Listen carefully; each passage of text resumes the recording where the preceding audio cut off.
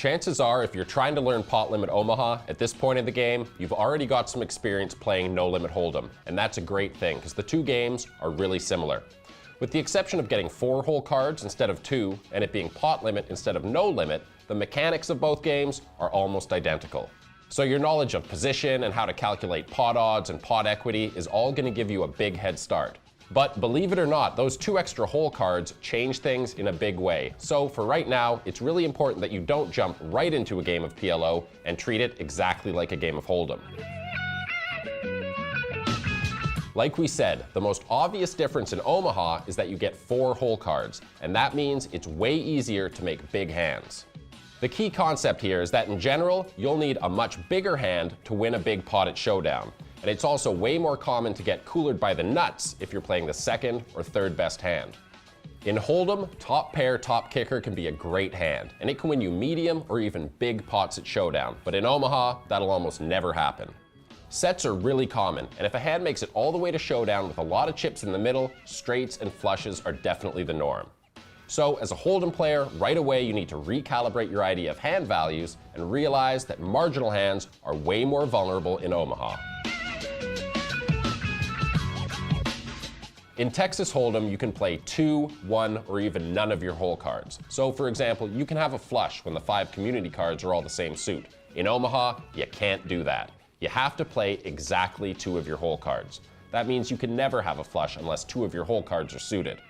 That, combined with the fact that you have 2 extra cards to factor into figuring out your made hands and your draws, means you really have to pay attention to make sure you're reading your hand correctly.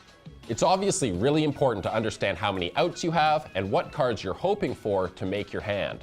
When it comes to Hold'em players, a lot of people automatically assume they're going to see all their draws and understand their made hands. But when you're playing Omaha, you'll quickly realize that you have to work a lot harder to pay attention and make sure you don't miss a thing.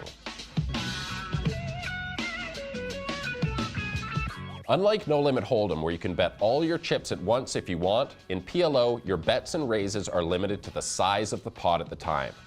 If you're playing online poker, it's no worries because the software will automatically calculate how much you can bet, and you can just click the button for Bet Pot. But if you're playing a home game or in a casino, it's really important to be able to figure that stuff out for yourself. The rule for pot limit is that you can bet or raise the amount that's in the pot plus your call of any previous bets. Let's look at an easy example. Here we are with $100 in the pot on the flop. Your opponent bets 50, another player calls, and you decide to raise the maximum. Add up what's already in the pot and your opponent's bets and calls. That's 200.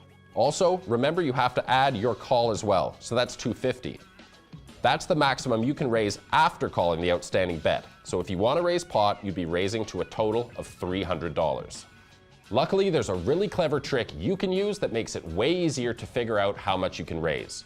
Just take the last bet, multiply it by 3, and add what's in the pot and all the other bets. That number is the total you can raise to. So, going back to our example, the last player to act before you put in 50 bucks. Multiply that by 3, which gives you 150, and then add the original $50 bet and the 100 that's in the pot. So, if you want to raise pot, you'll raise to a total of $300.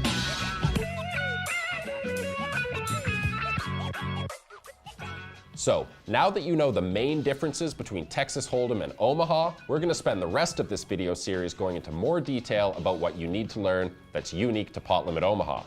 Over the next 4 videos, we'll teach you what starting hands to play and which ones to watch out for. We'll go over how to play in position, how to bluff, and how to play your draws. We'll also give you a heads up about the kinds of players you're going to meet at the Omaha table and how to play against them. Stay tuned for those videos, and in the meantime, get yourself some experience playing Omaha for free online or for low stakes with your friends at your next home game. PokerListings.com, the all-in poker guide.